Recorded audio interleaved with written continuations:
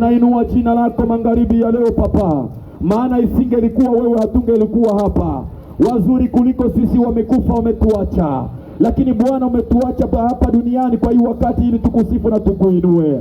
Tazama Bwana, tunaanza programu yetu magharibi ya leo. Inahitaji presence yako kuanza na kumaliza. Uwepo wa Roho Mtakatifu hapa Bwana. Inakualika Bwana, usituachilie. Inaomba Bwana neema yako uwe mwanzo na mwisho. Yesu Kristo, wewe ndio Mungu unayetosha, unaenea.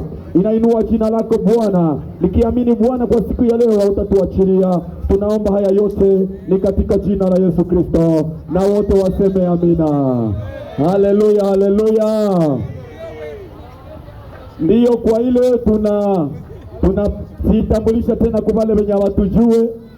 Tulikuwa hapa kwa jana, ijapokuwa mvua, lakini tukasema kwamba tutakuwa tena hapa leo. Na kwa majina wananiitaka mtumishi wa Mungu Makasani Jacobe, na ninatokea kuministeri ya Yesu Kristo Vocheli, na tunakuwapa pale Kikurura, na ni pale ndio kwenye tunapoka na abudia jina la Yesu Kristo. Na sasa magharibi ya leo, gisi nilikuwa nawaambia kwamba hatuko wanadini, sie hatukuya hapa juu ya kisomo, hata kama nimepana adrese, lakini tumekuya hapa juu ya jina la Yesu Kristo. Haleluya, haleluya. Tumekuya tangaza ukubwa wa Yesu Kristo. Tumekuya tangaza kwamba Yesu Kristo yeye ndiye Mungu wa kweli, na yeye ndiye Mwokozi wa kuokoa, na yeye ndio ameacha. Magharibi ya leo tunashimama hapa hivi bila kuponda muda, tutasoma maneno ya Mungu. Wewe mwenye uko pale, tunatembea hivi, tunasoma neno ya Mungu. Tutakaposoma neno ya Mungu, tutaombea wagonjwa. Kama unakuwa mgonjwa leo, Bwana ambaye tumekuja na yeye, ambaye jina lake ni Yesu, atakutendea maajabu na makubwa katika maisha yako. Hivi jitayarishe, tunasikia neno la Mungu. Tutakapomaliza kwa kusikia neno la Mungu, na sasa tunafanya nini? Tunaomba na tunamaliza. Magharibi ya leo nilisema hivi kwamba kwa hapa kwa hii rotwe ya Busingo, watu wa mingi wanazoeka niona kwa mitandao. Ninafanyaka madeba sana, na ninahubiriaka pia bila kufanya deba, na ninaombeaka pia wagonjwa. Lakini kwa hii rotwe, kulingana na uongozi wa Roho Mtakatifu, Mungu amesema nisilete madeba hapa, nikuje hubiri jina la Yesu. Haleluya, haleluya. Na ndio maana ninasimama hapa hivi. Kwa hiyo tunasoma neno la Mungu, Matendo ya Mitume sura 26, tukamate na mstari wake, hakika ni wa 18. Matendo ya Mitume sura yake ya 26 na mstari wake wa 18. Ninaongeza usomi kwa jina la Yesu Kristo. Andiko inasomeka hivi: wafungulie macho yao, wageuke toka giza, waingie nuru, watoke katika nguvu za shetani na kufikia Mungu, ili wapate kusamehewa kwa dhambi zao na urithi pamoja nao waliotakaswa kwa imani iliyo kwangu. Ndilo neno la Bwana magharibi ya leo. Haleluya, haleluya.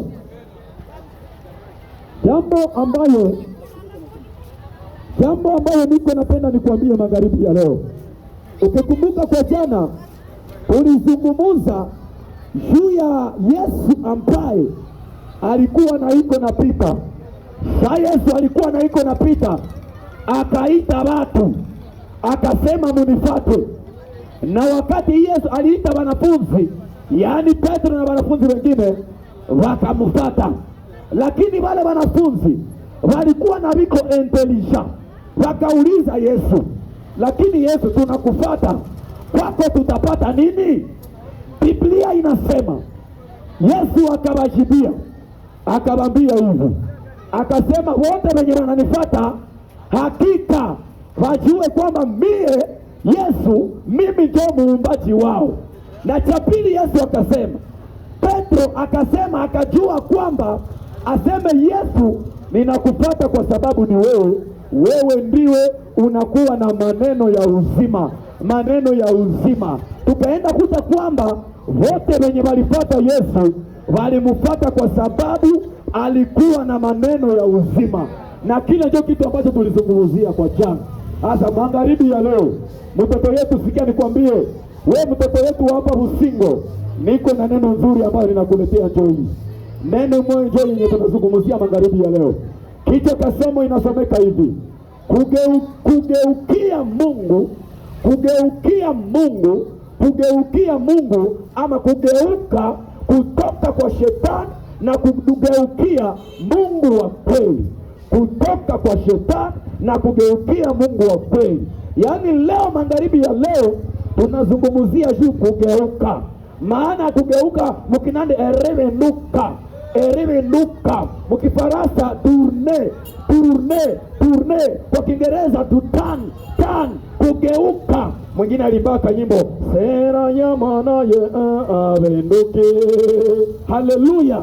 Yaani kuvinduka, kuvinduka ndio tunapenda tuzungumzie magharibi ya leo. Kugeuka. Sasa tutageukia nani? Tumeenda sikia Paulo, mesaji ambayo Mungu alipatia Paulo. Akaambia Paulo, uende ambia watu, uende ambia watu, watu wageuke, wageuke. Kugeuka, yani walikuwa nageukia huku, lakini muende ambia watu wageukie tena Mungu. Biblia inasema Mungu akaambia Paulo aende ambia watu watoke katika nguvu zao, watoke katika njia za mwovu shetani na wageukie Mungu, wageukie Mungu. Magharibi ya leo niko nakia kuambia kwamba Mungu anapema nikwambie magharibi ya leo, anasema nikwambie wakati yako ya kugeuka imefika. Wakati ya kugeukia Mungu imefika. Wakati ya kugeukia Mungu imefika. Wakati ya kugeukia Mungu imefika. Wakati ya kugeukia Mungu imefika. Wakati ya kutoka kwa shetani imefika. Wakati ya kutoka muzambi imefika. Wakati ya kutoka mutamaa zilizo mbaya za kishetani zimefika. Wakati hii ya magharibi ya leo Bwana anasema nikwambie ni wakati ya kugeuka, wakati ya kugeukia Mungu, wakati ya kugeukia Mungu, wakati ya kugeukia Mungu imefika magharibi ya leo. Geukia Mungu wako mwenye alikuumbaka. Jina la Bwana libarikiwe sana. Haleluya, haleluya. Napenda nikwambie kitu hiki. Gisi tuko hapa magharibi ya leo, mtoto hapa Busingo, jua hiki kitu sikisa wake. Ujue gisi tuko kwa hii dunia, lakini tuko na Mungu mmoja. Sema Mungu mmoja.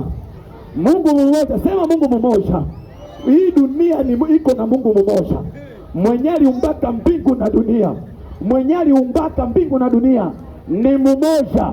Mwenye aliumbaka mabahari ni mmoja. Mwenye aliumbaka vile vitua, ile milima kule ni mmoja. Mwenye aliumbaka jua ni mmoja. Mwenye aliniumbaka hapa ni ule mmoja. Na weye mwenye alikuumbaka ni ule Mungu mmoja. Na ule Mungu ndio mwenye amenituma nishimame mbele yako nikuambie kwamba anafika mwa hii ropwe ya Busingo. Yesu anasema aseme tugeuke, tugeuke, tugeuke, tugeuke, tumurudilie Yesu, tumurudilie Mungu mwenye alituumbaka, tumurudilie Mungu mwenye alituumbaka. Paske gisi uko pale, uko kiumbe takatifu cha Mungu. Hata ukuwe mlevi, Mungu ndio alikuumbaka. Hata ukuwe mbaraka, Mungu ndio alikuumbaka. Hata ukuwe mlozi wa hapa Busingo, na wewe uko kiumbe cha Mungu. Lakini sasa Biblia inasema ilifika wakati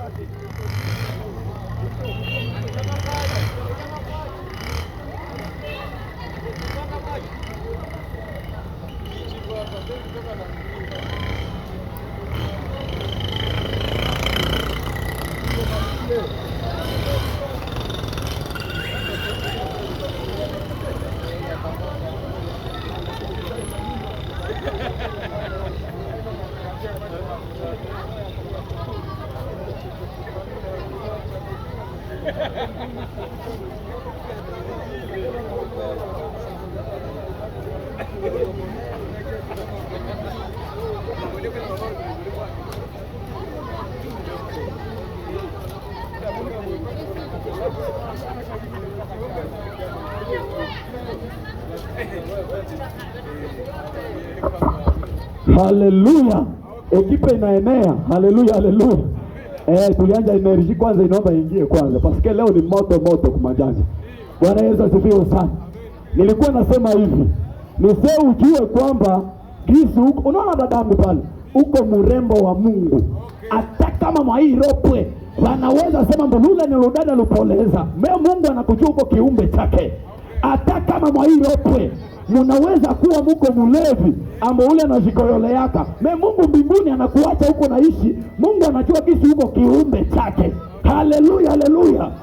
Kwa maana mtu asikudharau. Paske Mungu iko na uwa wengine wewe anakuacha kwa sababu anajua importance yako. Mungu anajua importance yako. Asa habari ambayo nimekuletea magharibi ya leo, Mungu anasema hivi, aseme ilifikaka wakati Mungu akaacha watu wakatembea gisi wanavyotaka. Watu wakatembea mumazambi gisi wanavyotaka. Watu wakatembea mumalaya gisi wanavyotaka. Ikafika wakati, kwa mfano gisi huko pale, unaweza kuwa leo uko naishi gisi unataka, ukependa unakamata mubibi, mnasharatika naye, na sai uko natengozea hapa niende jilevya mubitu vyenye vitaniharibisha. Yani Mungu anataka mtu atembee kwanza mubushinga gisi anavyotaka. Biblia inasema ilifika wakati Mungu akaacha watu wakaenda mubushinga wao. Watu wakaanja jishenge, ikafika wakati watu wakasahau Mungu, wakaanja jitafutia na himiungu. Watu wakaanja jitafutia na himiungu. Mtu anakuwa na kamfupa kake anasema ule ndio Mungu wangu. Mtu anakuwa na kabangila kake anasema ule ndio Mungu wangu. Mtu anakuwa na chikamba anakuwa na kifunga mkiuno anasema ule ndio Mungu wangu. Biblia inasema Mungu aliachaka watu waende mubushinga wao kisi wanataka. Haleluya, haleluya. Aseme Mungu akachaka watu watembee kisi wanavyotaka. Mtu anapenda anasema sai leo ninaenda lala kwa yeye Denise wa pale nyumba. Unaenda kule, ale unashuka nabo kisi unapenda. Hakuna mwenye atasema na wewe. Mungu anakuacha tu. Unasikia frere? Unasema mwa magharibi, Mungu anakuacha unaishi kisi unataka tu. Leo ninatoka hapa kumoto, ninaenda Vitiamu. Ninatiamo cha kwanza, nina stula cha pili, cha tatu ninaenda kistuli. Mungu anakuacha uishi kisi unavyotaka. Mungu anakuacha. Unakuwa mwingine iko kule. Kwa mfano Mungu iko nakuacha, leo uko natenga unasema na mimi itafika kwa wakati sasa. Leo tuko mwa hii ropo ya usingo sahi. Mesa itafika ku 19. Hapa wala 23 ninatosha manguo, ninaenda kupa, ninaruka Mwanga. Siku moja mama moja pia alinifikiaka pale kwa kanisa, akatuambia sema mie papa pastor uniombee kwa sababu usiku ninashigeuza kama chibu kulu, ninafataka rukia kwa ile milima ya kule Chondo. Nikapata shonti, huyu naye iko mwabule mshinga mwenye Biblia inasema. Yani kunafika wakati Mungu anakuacha uishi kisi unavyotaka. Kama unapenda unafanya shwani yako, unakula wabibi, wabwana, wabadada, wapa usingo, unawakula, unapekenya unapekenya dada njoo ule, wapa usingo anakula wanaume, kisi anapenda chukudere kuya, fesisere kuya, nani kuya, tende kuya, mbaba wa Ibango kuya, motare kuya. Mungu anakuacha uishi gisi unapenda kuishi. Lakini habari njema yenye nimekuletea magharibi ya leo, Mungu mwenye alikuumbaka anasema ule mwenye alikuacha uishi mwa ile ujinga, leo magharibi amesema nikwambie, geukia Mungu wako, rudilia Mungu wako, rudilia Yesu Kristo, rudilia Mungu mwenye alikuumbaka. Mungu mwenye alikuumbaka anakuita magharibi ya leo, ni wakati ya kurudilia Bwana. Haleluya, haleluya, haleluya, haleluya. Rudilia kwa Yesu, Bwana anakuita. Haleluya. Aseme Mungu wakati alionaka wanadamu wote wametembea mubushinga wao kisi wanataka. Aseme Mungu akasemaka sasa, aseme watu na walicheka teseka, kila mtu nalisha kuwa mkamungu na kamungu wake. Ukifika saa huku kwetu zamani, avai Biblia ifike. Watu zamani kila mtu kaenda na mkila shama, kila watu na viko na chisomo chao. Utaenda kuta mparcel watu wanakuwa wanajenga nyumba yao, nyumba ya kulalamo, na pale wanatia na baraza mezedile ni mule joma kufanyia ibada yao. Bongo kweli. Utaenda kuta wengine kotea kule Makisankani, unaenda ona viko na maniere yao ya kuishi. Nabo wakati mtu anakufaka, ule mtu unaenda ona sawa na muzika, wanangojea siku 10. Tena wanafanya nini? Wanaenda musikula, wanatosha kakrane kake, wanakaweka. Sawa na ufanya ibada yao, kale kakrane kake na kale kakichwa kakabongosho, wanakatia pale. Wakati watakuwa naomba mizimu yao, naye wanatia na kale kakichwa pale. Maana Biblia inasema watu wakaenda mudunia kisi wanataka. Lakini Biblia inasema Mungu alikuwa katuna anatujua. Mungu angali anakujua. Ambia jirani yako, Mungu angali anakujua. Mungu angali anakujua. Hata kama watu wamekuchoka kwa namna gani, lakini ungali na playa mingi kwa maisha yako. Watu wamesema uko mlozi, mimi natia kuambia pana. Yesu anakuita wewe, ndio papa pastere wa kesho. Mungu anakuita dada, iko nasema uko chipoleza wa hapa Busingo, wewe ndio mama mshakazi wa kesho. Haleluya, haleluya, haleluya, haleluya. Wakati yako imefika. Bwana anasema nikuambie, rudia kwa Bwana, ugeukie Mungu wa kweli. Toka katika matendo ya giza, ugeukie katika matendo ya kweli. Toka katika giza, enda katika nuru. Toka katika uongo, enda katika kweli. Haleluya, haleluya. Biblia inasema sasa, wakati Yesu alifika hapa kwa dunia, Mungu sasa aliona kama wanadamu wametembea katika ushinda. Biblia inasema kwamba Mungu akasema hapana, sitabakia mbingu zangu. Mara moja Mungu akakamata plan. Biblia inasema ule Mungu mkubwa, ule Mungu wa kunenepa, mwenye aliumba mbingu na dunia. Biblia inasema hivi, kitabu cha Isaya chapitre 35 verset 4 à 5. Biblia inasema Mungu alikuwa kule mbinguni, yeye peke akaanja sema, akasema hapana, sitaacha watoto wangu wateseke, sitaacha watoto wangu wasaraulike. Hisi yeye amefika hapa magharibi ya leo. Yesu amefika hapa, anatia kuambia kwamba hapendi uendelee kuzaraulika pana. Hapendi uendelee kuzaraulika pana. Amekuja hapa akuye kusaidia kusimama yetu hapa. Tuko vyombo vya Yesu. Yesu amekuja kusaidia. Wewe mtoto wa Busingo, hautakufa tena. Yesu amefika hapa, amekuja kuokoa. Umekosa nguvu, Yesu amekuletea hakika nguvu. Umelia siku ya kutosha, Yesu amefika hapa kukuya panguza machozi yako. Haleluya, haleluya. Aseme ule Mungu mkubwa, wakati alikuwa kule mbinguni, akajideside, akasema hapana, nishukie kudunia. Biblia inasema Mungu aliyekuwa kule mbinguni akasema hapana, niende kudunia, niende ongea na mama yangu, niende okoa huyu kaka yangu, huyu mtoto mwenye niliumbaka, huyu baba mwenye niliumbaka. Aseme Mungu akatoka mbingu yake, akafika hapa kudunia. Ndio alifika hapa kudunia namna gani? Kuzaliwa yake ilikuwa miracle. Biblia inasema bikira alikamata mimba. Yeye Yesu alikuwa ni Mungu, akakuja ingia mtumbu ya Maria. Haikukuwa relation sexuelle. Baba ndiba nanja cheka.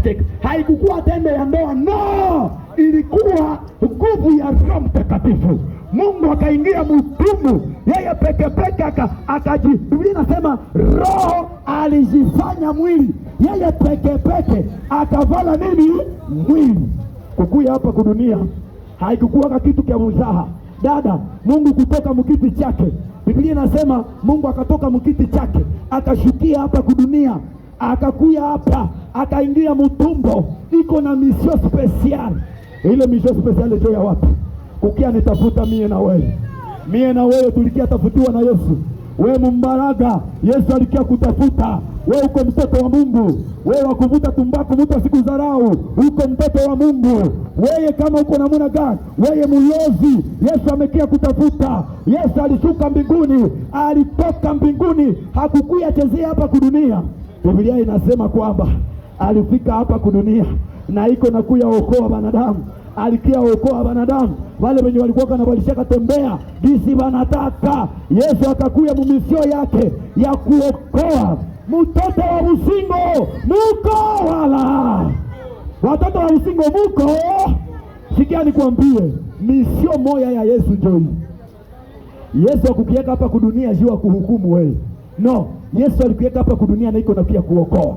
Sasa hata ulikuwa mnivo ya namna gani, maana alikuweka yeye ndio mwokozi wa kukuya okoa watu, wa kukuya safisha watu.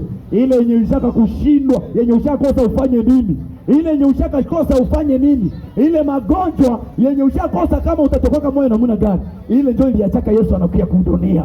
Ile ndio misio ya dunia ya Yesu Kristo. Kile kenye ushaka shindwa, kile kenye ushaka shindwa, kile ndio kiliachaka Yesu anakuja kudunia. Na ndio maana tumekia simama mwa hilo pwe, ili Yesu akutendee. Haleluya, haleluya. Ili Yesu akutendee, ili Yesu akuponye, ili Yesu akusamehe, ili Yesu akutendee. Ndio kimeacha tunakuja simama hapa. Haleluya, haleluya. Ninapenda niangalia wenye wiko na nisikia kwanza. Kama uko nanisikia nipepee hapa. Oh papa, nyama choma, nyama choma. Merci, nipepee bie. Alo tukagonge, alo. Nipepee tukagonge mu Yesu ale. Haleluya, haleluya. Sehemu ya kule yule mwenye wiko na nisikia nipepee. Kama uko nani okay. Merci beaucoup. Asante. Merci beaucoup. Jina la Bwana libarikiwe sana. Haleluya, haleluya. Merci beaucoup. Niko naona dada iko nasema amen. Dada, huyu dada ni mbarikiwa. Bakaka, dada wa mzuri njoo ule pale. Kupata dada kusema amen kwa maneno ya Mungu, ifotiri hata sio. Ule dada anaokoka. Mungu akubariki dada. Haleluya, haleluya. Jina la Bwana libarikiwe sana. Asa ule Mungu akakuja kwa hii dunia. Biblia inasema akazaliwa. Kuzaliwa yake ilikuwa miracle. Pascal toka mbinguni na misio ya kukua ya okoa mwanadamu. Misio kukia tuokoa. Papa, mama, wakaka, tunapendewa sana na Mungu sana. Tunapendewa sana. Ninawambia kweli, wewe nyungali nasikia hii sauti, jua kwamba unapendewa na Yesu. Haleluya, haleluya. Tunapendewa na Yesu. Mungu anatupenda sana. Biblia inasema alitoka mbingu zake, akaacha kiti kia enzi, akaacha puvuare yake, akasema nishukie kudunia, niende tafuta ye Kambale, niende tafuta ye Maseka, niende tafuta ye Kasereka, niende tafuta ule mama mwenye walichazarau usingo. Wewe ndio uliachaka Yesu anakuja kudunia, mie na wewe, hakuna mwingine. Haleluya, haleluya. Biblia inasema kwamba salikia hapa kudunia, unajua bilikuwa namna gani? Yesu akaanza tembea. Biblia inasema sasa kitu cha kwenye kilionesha kwanza jinsi yeye ni mwokozi. Unajua kulikuwa alama gani? Alama ya kwanza yenye Yesu alikionyesha jinsi yeye ni mwokozi, matatizo za wanadamu zote Yesu alikia zimaliza. Matatizo za wanadamu zote alikia zimaliza. Yesu Kristo alikuwa zimaliza. Paske Yesu Mungu mmoja mwenye alitoka kule mbinguni alishuka hapa kudunia akakuya okoa wanadamu. Magonjwa yako Yesu amekia imaliza magharibi ya leo. Vitisho vyako, dhambi zako Yesu amekia kusamehe magharibi ya leo. Yesu alikia okoa wanadamu. Yesu ni Mungu mmoja anayestahili kuabudiwa, mwenye alitoka mbinguni akaacha utukufu yake, akaacha kiti chake, akashuka hapa kudunia, akuye tuokoa, akuye tutendea makubwa. Yesu akuye tusamehe. Oh mama, kaka, ona, fre, sikia. Ataka mulishakafanya vya namuna gani vya kupitiza ufahamu, magharibi ya leo Yesu atakusamehe kwa jina la Yesu. Yesu atakusamehe kweli kweli, nakwambia kweli. Oh dada yangu, sikia nikwambie, ulishakata na mamimba aye. Yesu amefika hapa hata kuhukumu tena, lakini anakuja kusamehe kama kweli kweli unamwitika. Haleluya, haleluya. Wakati Yesu alikia kwa hii dunia akatembea, watu wakamudharau, wakaanza sema katoto ka nani, katoto ka Maria, katoto ka Yosefu, katoto ka nani, wakamudharau. Paske wanadamu kazi yao ni kudharau. Kaka, mama, sawa na kudharau, nyamaza kimya. Yesu sawa alimudharau, alinyamaza nini? Kimya. kimya kimya, na wengine viko kule viko natona mbo bale wewe hata udharau. Sie tunaendelea wapi? Mbele, maana mwenye iko ndani yetu ni mkubwa kuliko yeye aliye katika nini? Dunia. Haleluya, haleluya. Yesu wakamdharau, lakini ijapokuwa walidharau Yesu, Yesu hakunyamaza kimya. Biblia inasema asa akaanza okoa wanadamu. Biblia inasema wakati alifika kwenye watu walikuwa tayari wamesikia njala, watu walikuwa na viko na mfuata. Biblia inasema kwamba Yesu akawafanyia miujiza. Yesu ule ni Mungu mkubwa, akawafanyia miujiza. Walikuwa wanadamu walikuwa na viko na samaki 2, lakini wanadamu wale walichoka, wakakosa wafanye nini? Wakaletea Yesu ile samaki 2 na mikate 2. Yesu akawakulisha, wakashiba. Bisi na wewe uko pale, ulishakosa, kazi yako itaendelea namna gani? Ile kazi ioneshe Yesu magharibi ya leo. Yesu amekuja ikomalisha kwa jina la Yesu Kristo. Haleluya, haleluya. Walikuwa watu 1000 na 1000 mile, lakini Yesu akakomalisha makazi zao, wakakula, wakashiba. Biblia inasema siku moja ule Yesu wakati alikuwa anatembea kwa hii dunia, paske alikuwa mumisio ya kuokoa, wakamletea mwanamke mwenye wamenasa mumushingiri. Mwanamke alifanyaka dhambi kweli kweli. Wanadamu wakadeside wakasema, ero ule tunamutupia majiwe, tunamuua, tunamumaliza, tukamuuaho. Lakini Yesu akamwambia neno moja, muko natamutupa kwa majiwe, mwenye anajua gisi hana dhambi akuwa wa kwanza kufanya nini? Kutupa jiwe. Na njoo maana Yesu wakati wale wanadamu wote walienda kuta gisi liko kupable, Yesu akabakia pale na ule mwanamke. Sasa mwana wao uko kule, walisha kusema uko mwenye dhambi hawezi kala tena mumarenyo, na mkisomo chenu washaka kutenga. Ninakuita leo, Yesu anakuita, amekuja samehe dhambi zako kwa jina la Yesu Kristo. Haleluya, haleluya, haleluya. Yesu alienda akafanyia watu maajabu, akasamehe watu dhambi zao. Hata ulishakaua mtu namna gani, leo usitoke mdunia na uyatubu na uyaomba rehema kwa Mungu ili Yesu akuokoe. Biblia inasema Yesu Kristo alikuwa kiko na okoa watu. Siku moja kulikuwa mtu mmoja mwenye wanaita Lazaro alikuwa ufa siku moja. Lazaro akakufa. Siku moja yeye Lazaro akakufa. Lazaro wakaenda muzika, wanadamu wakaenda lia, hiyo Lazaro. Na bibi yake akalia, hiyo bwanangu.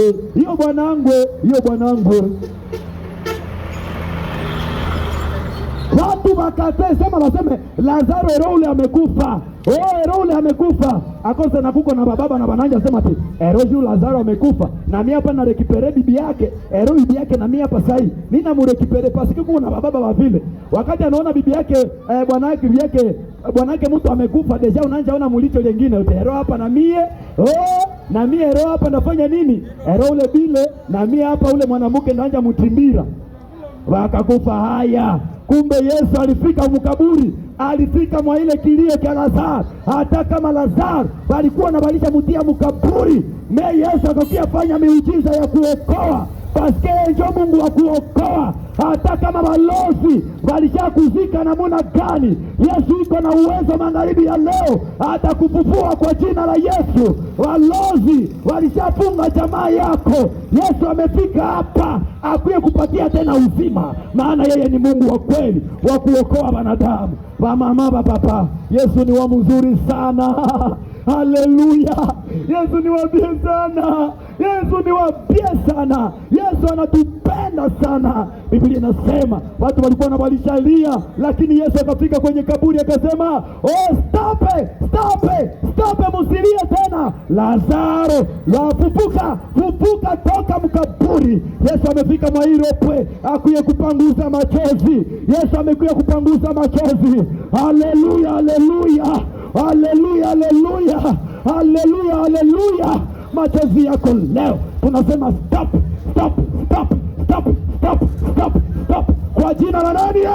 Kwa jina la Yesu Kristo wa Nazareti. Haleluya. Yesu akafufua Lazaro.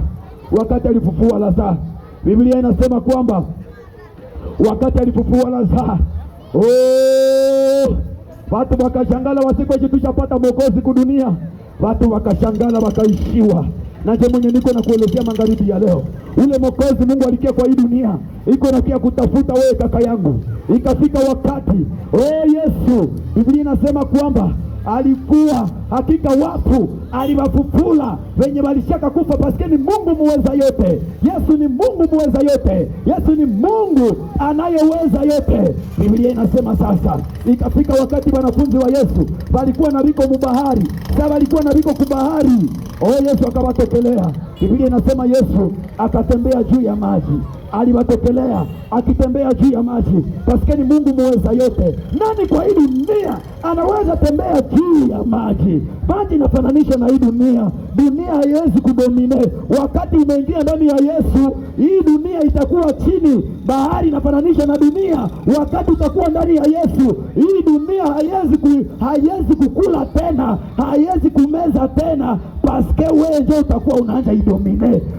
Bambaraka hatakusumbua tena. Hata bangi hamu inaisha, hata pombe hamu inaisha, na ulozi hamu inaisha, yote linaisha paske Yesu yuko ndani yako. Haleluya, haleluya. Yesu niwapie sana wakaka. Yesu anafufuka na mtu wa kukufa. Friend, Yesu angali natenda kazi. Yesu angali naokoa. Yesu angali naponya. Kitu gani kitashindikana kwa Yesu?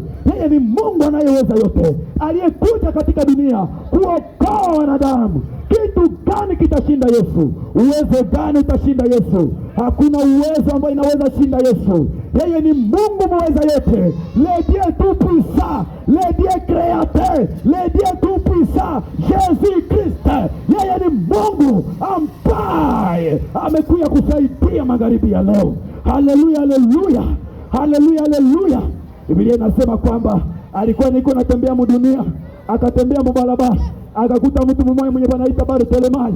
Bartimayo alikuwa kipofu mwenye haonake. Na kwa leo Yesu angali nafungula macho ya vipofu, maana yeye ni Mungu ambaye anaweza yote. Kipofu ni mtu mwenye anatembeaka, wanatembezaka hivi, wanamtembeza hivi, tande atakanyanga mchishimwe, tande atamwambia kanyanga hapa, kocha naenda kanyanga mchishimwe.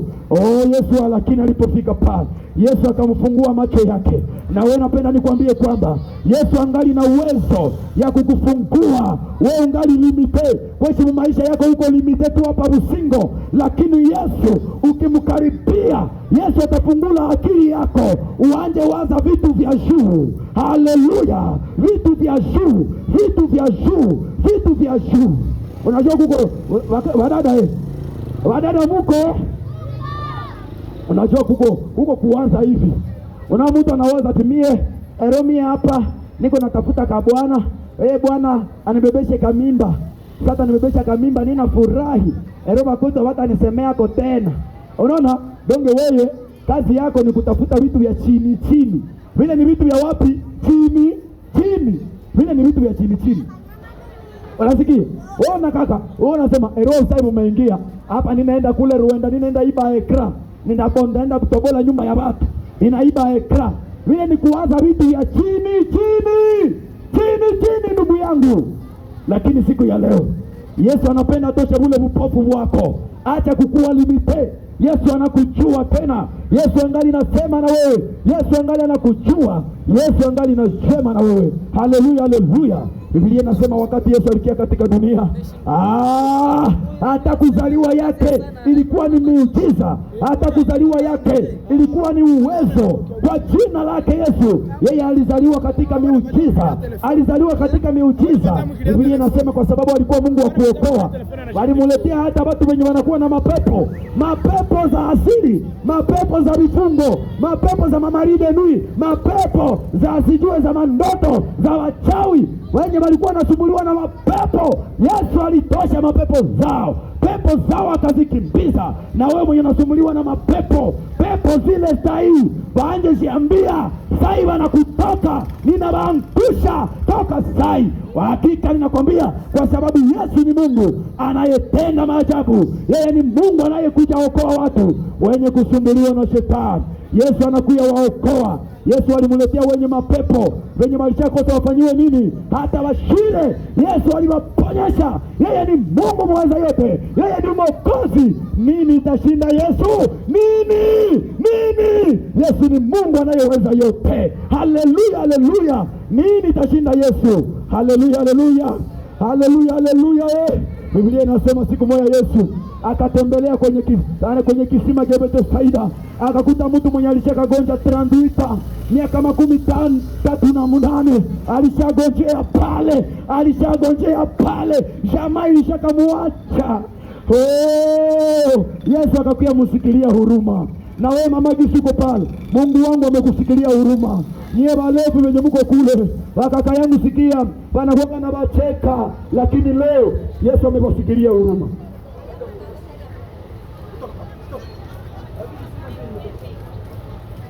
Yesu anakusikilia huruma. Magharibi ya leo Yesu anakusikilia huruma. Watu ndio wale walishakudharau, wanasema ule dada hana valero tena, ule mama ni mshane, wanakunyang'anya mali yako yote wanakunyang'anya hayo. Mama, Yesu anakusikilia huruma magharibi ya leo.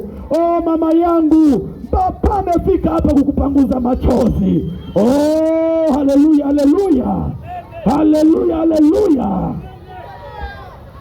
Biblia inasema kwamba Yesu wakati alikuwa iko na tembea, akaona ule mgonjwa mwenye alikuwa amemaliza miaka 38. Alipofika pale akamwambia, "Simama, chukua kitanda chako na uende." Na wewe ninataka kuambia magharibi ya leo, Yesu ambaye nimekuja na yeye ataondoa chote kenye kilishakashindikana kumaisha yako, chote kenye kilishashindikana kumaisha yako.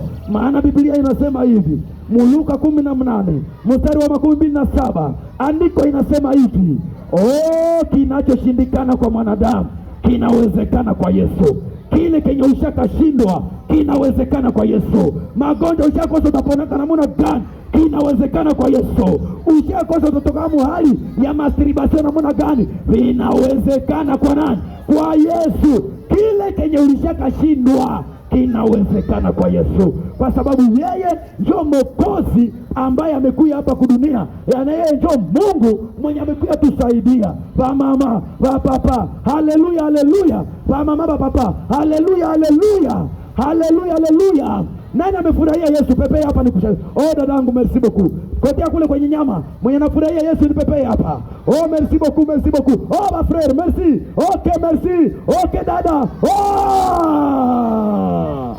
Haleluya.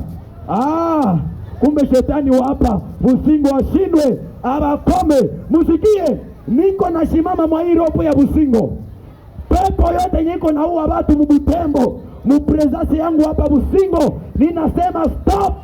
Wewe mwenye uko nasikia hii sauti, hautakufa tena kwa jina la nani? La Yesu Kristo. Sema amina. Jina la Bwana libarikiwe sana. Maana Yesu Kristo iko natembea. Yesu anatembea. Yesu iko natembea. Walimuletea na wenye masiki yake. Wewe uko kule na masikio yako hausiki yake. Labda uko na uko kiziwi, uko kama bubu. Yesu anafungula hata vinywa vya mabubu. Wabubu wanasema Yesu angali anaishi. Yesu ni Mungu, alikuja okoa. Amekuja kuokoa magharibi ya leo. Yesu amekuja kuokoa. Yesu amekuja kuokoa. Biblia inasema kwamba alikuwa iko natembea mubahari na wanafunzi wake. Yesu Kristo alitembea na wanafunzi wake. Biblia inasema kwamba sawa alikuwa anatembea, aseme kulikuwa nini? Biblia inasema aseme Yesu aseme walikuwa na biko natembea mubahari, mara moja upepo ukatokea kule. Wenye walishaka tembea mubahari wanajua ile historia. Aseme upepo ikatokea kule, bahari watu wakazania wanataka zama, lakini Yesu alisimama akasema, wewe upepo stop. Wewe upepo stop. Upepo inafananishwa na majaribu yenye tuko napitia mwa hii dunia. Yesu amekuja tuokoa na majaribu pia. Anakuja sema stop. Yenye uko napitia mwa hizi siku, ulishakosa ufanye nini? Yesu amefika hapa akupumuzishe. Ndio maana Yesu anasema, hakika kweli kweli ninawaambia, yeye mwenye kuniamini mimi hatapata haya. Haleluya! Ukiamini Yesu Kristo, ukimwitika, hautapata haya. Nimesema ile maneno yote kutaka kukumbusha kwamba Yesu alikia kudunia, Mungu alikia kudunia kukuya okoa mwanadamu. Yeye ni Mungu mkubwa. Biblia inasema Mutito 2:13 aseme yeye ni Mungu mkubwa. Grandie alitoka mukiti chake mumisie kukuya kuokoa wewe mtu wa maana. Ona kaka, dada, uko na valere mbele ya Mungu. Wewe kaka, wewe unavalaka pambule, ule dada anavalaka ipandalo, hapana. Wewe dada wa mapandalo, Yesu uko na valere. Uko na valere. Watu wanakuwa na kukritike, ambule anavalaka mabiju, wala mameshe, wala nini. Wewe wa mabiju, wewe wa mameshe, mbele za Yesu uko na valere kama unaitika Yesu Kristo. Haleluya. Asema ule Mungu saliki hapa kudunia. Sasa sikia, saliki hapa kudunia wanadamu, kwa sababu walikuwa na maroho za mubaya. Wale wanadamu wakadeside, wakasema huyu kwa sababu wamejionyesha kisi yeye ndio mwokozi wa dunia, ambo wanadamu wakadeside, wakasema tumuue. Wakamkamata Yesu, sawa ni mkamataka, wakamumbeba kwa mfalme wa Pilato. Mara moja Pilato akatosha sheria akasema aende tundikwa juu ya mtu. Yesu wakamkamata na iko buche, wakamtosha kwa manguo na iko buche. Alikuwa na havale na iko buche wanyama.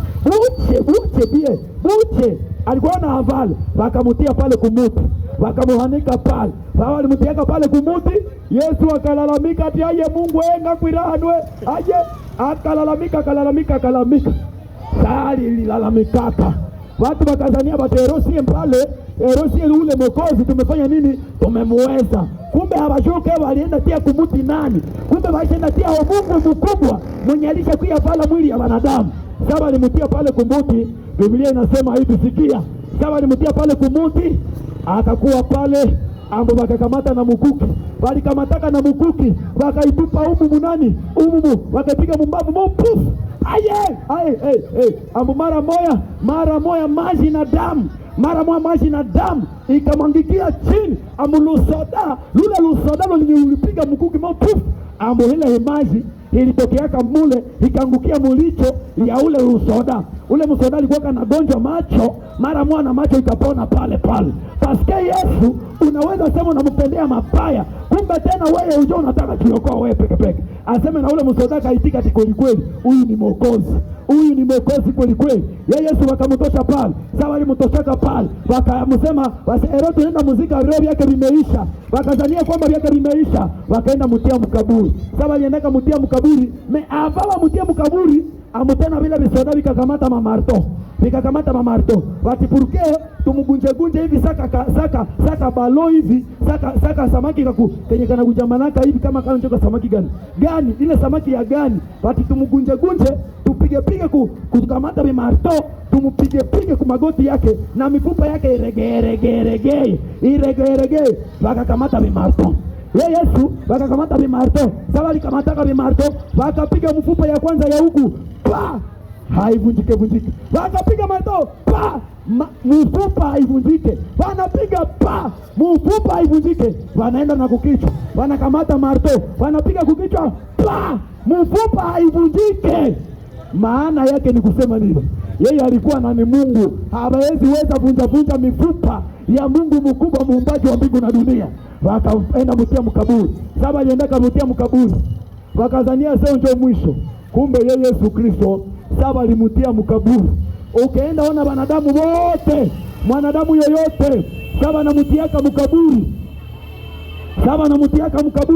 Inafikaka siku ya kwanza analala mkaburi, siku ya pili analala anashinda muli, siku ya tatu deja lutumbo la lunanja vimba. Hata kama ulikuwa kwa mafiere ya namna gani, lutumbo lako lunavimba itafika siku cha 4 kinapasuka kitumbo chako kinapasuka. Lakini Yesu walimtia mkaburi.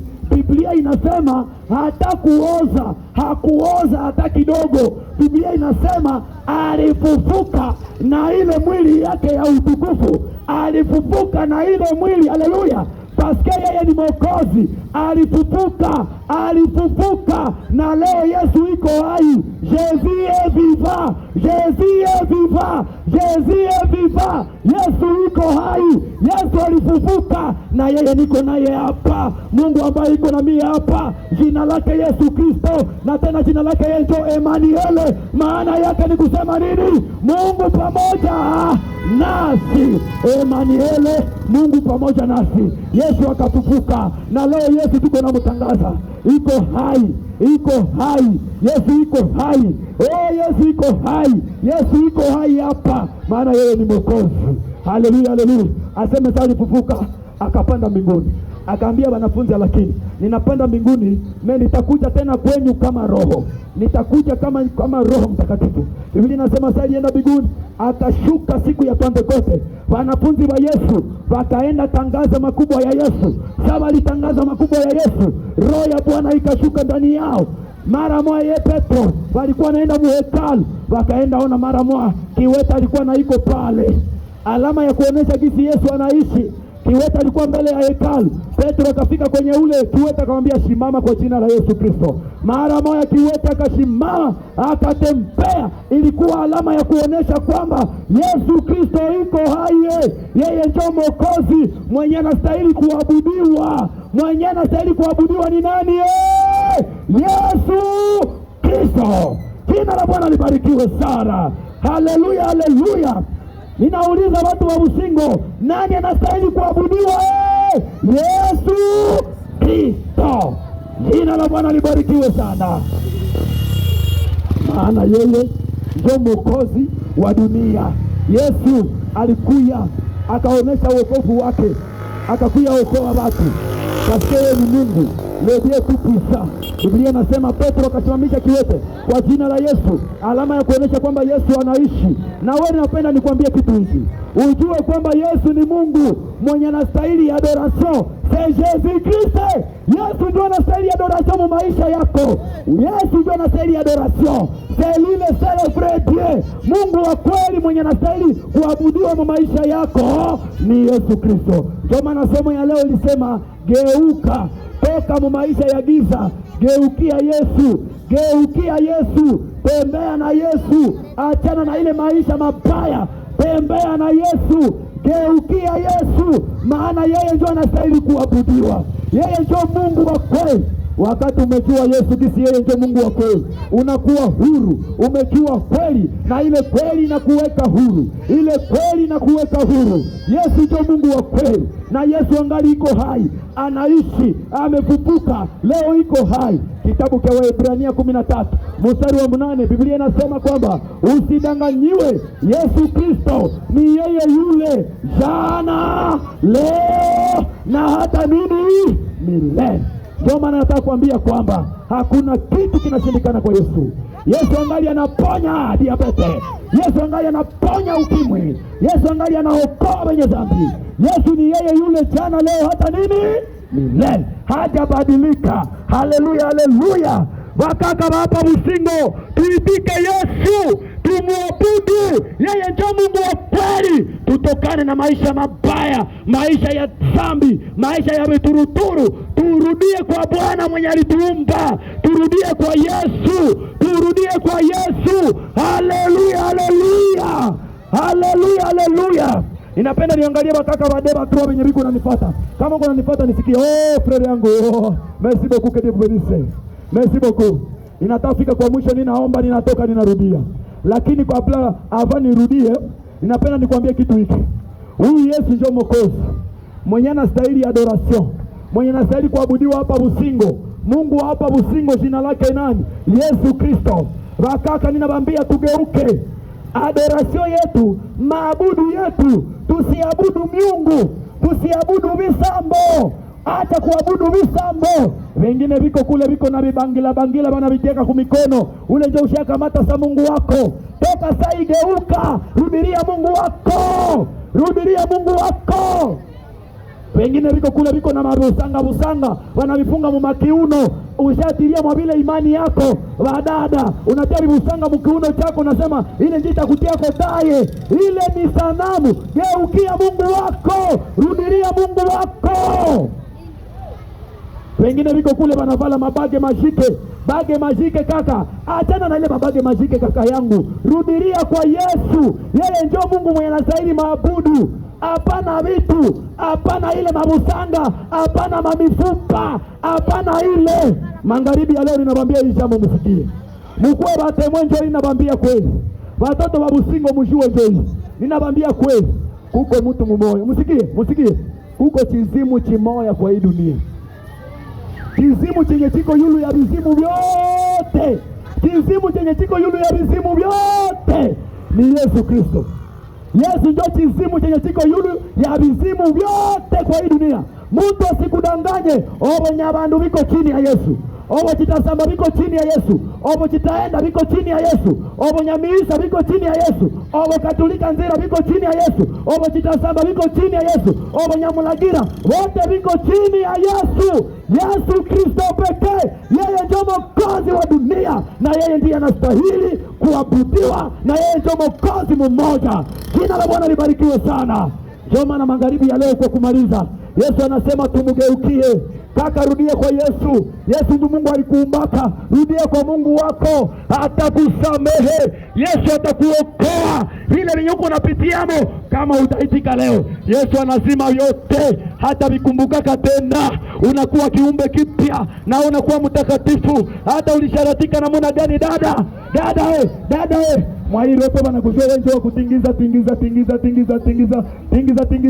lakini Yesu wakati utamuitika mroho yako.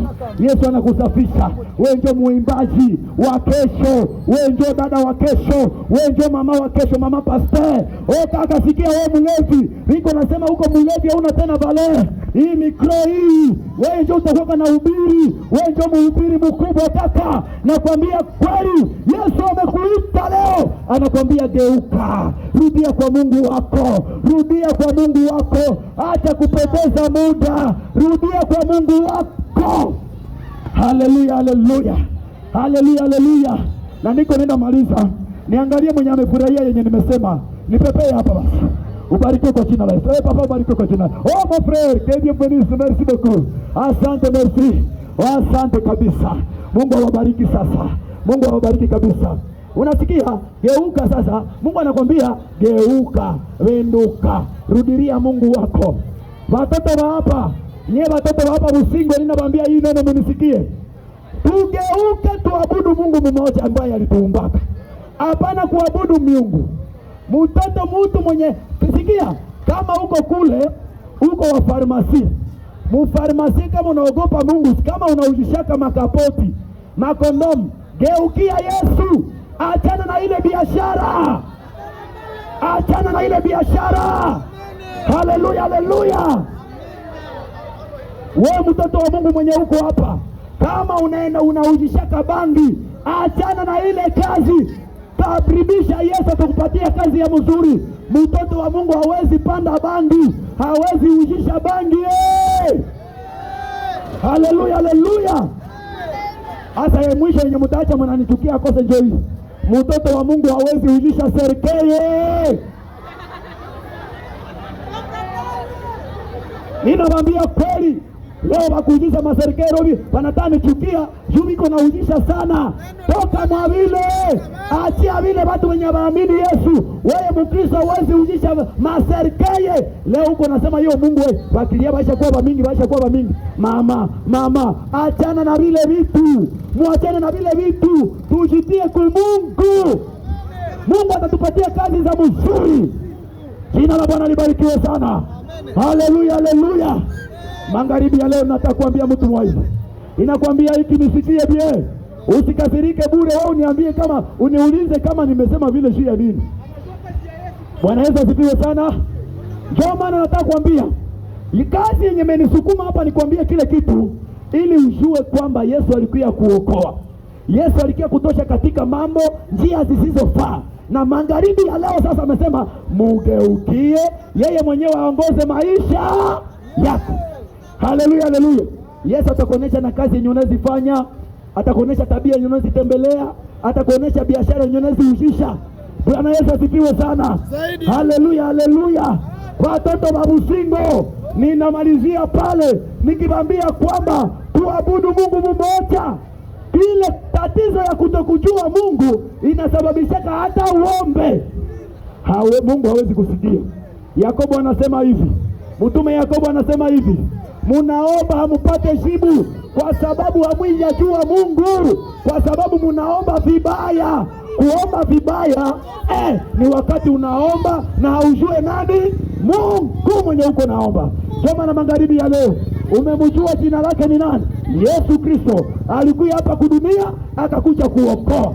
Wakati amekuja kuokoa, sasa napenda sasa umugeukie, umuamini. Biblia inasema kwamba utakapomuitika Yesu Kristo, ule Mungu mkubwa mwenye alikufa juu yako kwa ajili ya makosa yako, atasamehe dhambi zako zote. Maombi yako magharibi ya leo yenye utamuomba, Yesu atakusikia. Yesu atakusikia. Yesu atakusikia kama utaitika Yesu magharibi ya leo.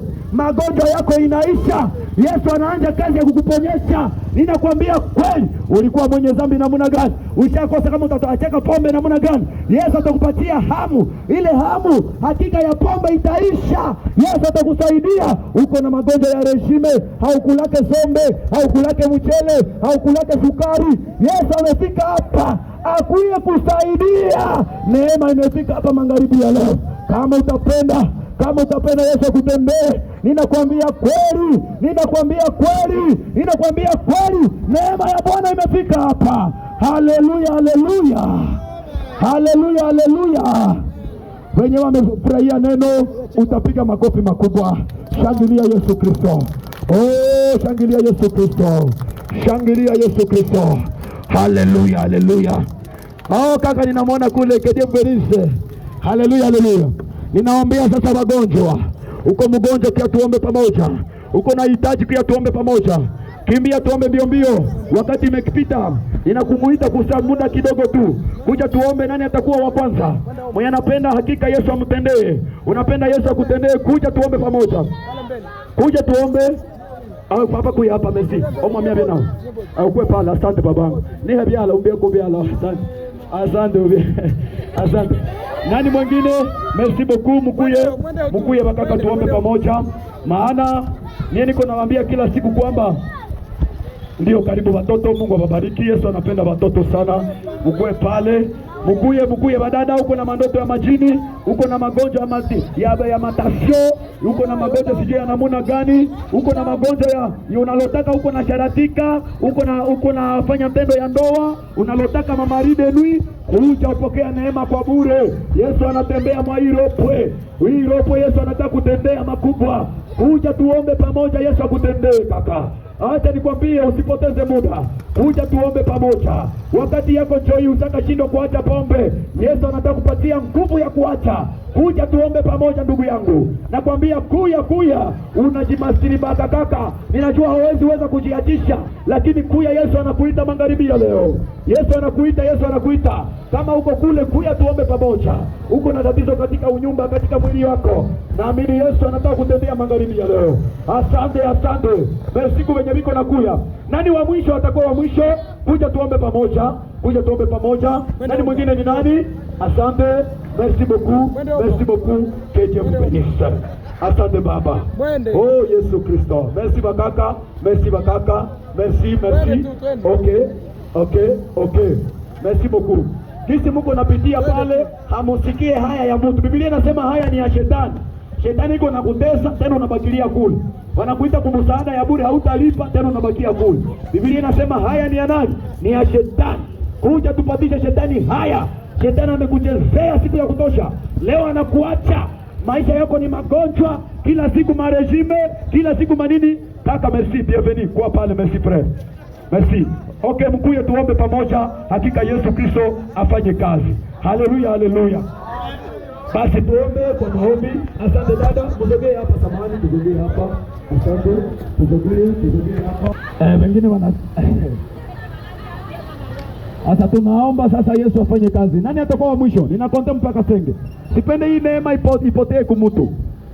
Nani atakuya wa mwisho? Kuja tuombe pamoja. Okay, sima macho yako tuombe. Sema Bwana Yesu. Utasema Bwana Yesu, utarudia maneno ambayo ninasema, sawa watoto? Mwache fujo, msikie huku. Penyeni watoto bache fujo. Sema Bwana Yesu. Bwana Yesu, asante kwa uwezo wako. Asante kwa nguvu zako. Nimesikia neno lako magharibi ya leo. Unisamehe kwa yote niliyokukosea. Unisafishe kwa damu yako Yesu. Uko Mungu wangu. Ninakupenda sana. Asante kwa kunisamehe. Wewe shetani, achana na maisha yangu. Ninakukataa katika maisha yangu yote. Rudia na mikosi yako. Rudia na magonjwa yako. Leo nimekuwa mwana wa Yesu. Nimekuwa mwana wa Yesu. Yesu, asante kunisamehe. Ninapokea rehema. Ninapokea rehema kwa jina la Yesu Kristo, amina. Wewe mwenye umepokea rehema, pigia makofi Yesu Kristo, mshangilie. Asante. Tia mkono wako juu, tia mkono wako juu, tia mkono wako juu sasa. Yesu mwenyewe hakika akuponye magonjwa ambayo unakuwa nayo. Hitaji unasikia kichwa magonjwa kila siku, na wewe mwenyewe uliacha mgonjwa kunyumba, na wewe na wenye wafiki hapa mbele, tia mkono yako juu. Yesu mwenyewe akutendee makubwa. Kama ufika hapa mbele kwenye unasimama kule, tia mkono wako juu. Neema ya Bwana inafikia pale kwenye unaikaa. Kama uliacha mgonjwa kunyumba, ninataka sukuma nguvu za Yesu zinamtembelea na utaona mabadiliko kwake. Basi hebu sema tena hii neno. Sema Bwana Yesu, natia mkono wangu juu. Unitendee, uniokoe, unipiganie, uniokoe, nifungulie njia. Hitaji yangu hii ninakuonesha, unitendee kwa jina la Yesu, amina. Hebu endelea kutia mikono yako juu na kuombea sasa. Kuwa kimya mbele ya Bwana, maana neema hii inafuatana na wewe. Twende kwa maombi. Baba mtakatifu, Mungu uliye juu ya yote, wewe uliyeumba mbingu na dunia, Yesu, wewe umetuumba Baba yetu. Hakuna Mungu aliye kama na wewe. Tazama Bwana Yesu, wana wako wametia mikono juu wakisema Baba wewe ndio wa kuwatendea. Wengine ni wagonjwa Yesu Kristo, ninawaombea rehema. Ninaomba Bwana Yesu Kristo, malaika wako wa kuponya ashuke sasa, aponye kila mmoja ule ambaye anakuwa na matatizo kwenye chama yake. Toka sai Bwana mfalme wa ajabu, kwenye kichwa yake Bwana aende akapona kwa jina la Yesu Kristo Nazareti.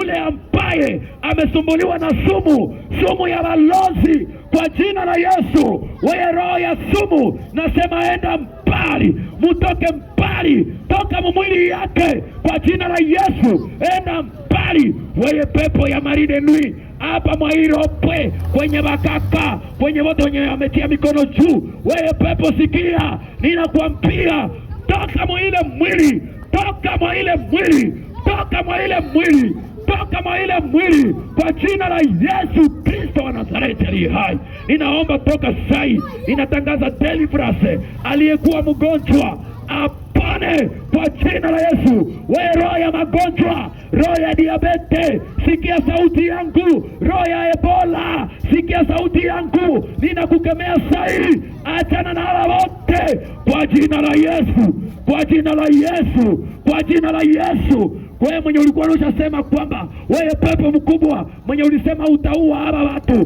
toka sai hautawaua tena. Ninasema stop it, stop it, stop it, stop it, stop it, stop it, stop it, stop it. Oh no!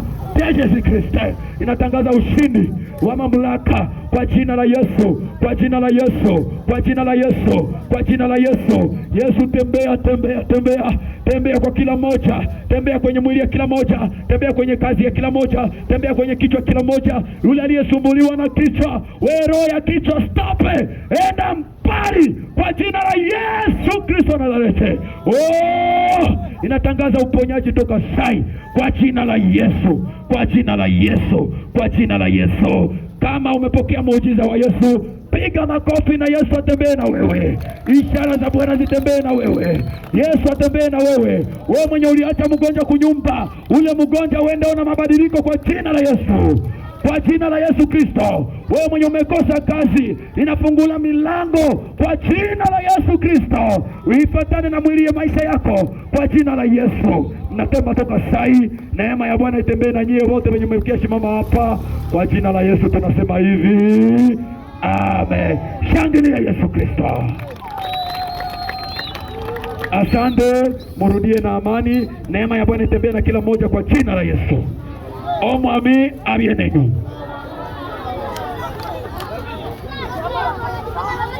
Basi tunasema mutatua razi kwa kumaliza usiku. Tunamalizia pale. Kwa majina ilikuwa ni mtumishi wa Mungu Makasani Jacobe.